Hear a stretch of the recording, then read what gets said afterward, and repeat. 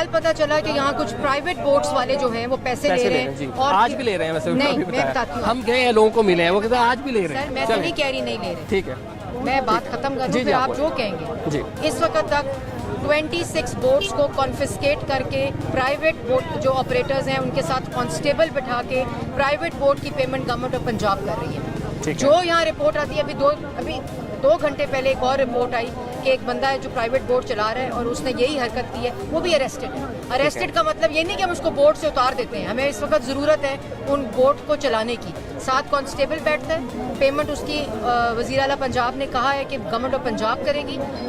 तमाम private boats इस वक्त गवर्नमेंट की निगरानी में जो रिपोर्ट हुई हैं वो चल रही हैं। पूरी गवर्नमेंट यहाँ बैठी है, अपने रेलिवेंट मिनिस्टर्स यहाँ बैठे हैं, हर आदमी अपना अपना काम कर रहा है। पंजनत के ऊपर, अलीपुर के ऊपर एक सिचुएशन डेवलप हो रही है, पानी इंक्रीज कर रहा है वहाँ। इस वक्त सुबह से वज़ीर आला ने चीफ सेक्रेटरी को भेजा हुआ है, वो अपनी पूरी टीम लेकर अलीपुर पे इस वक्त पंजनत पे बैठे हैं।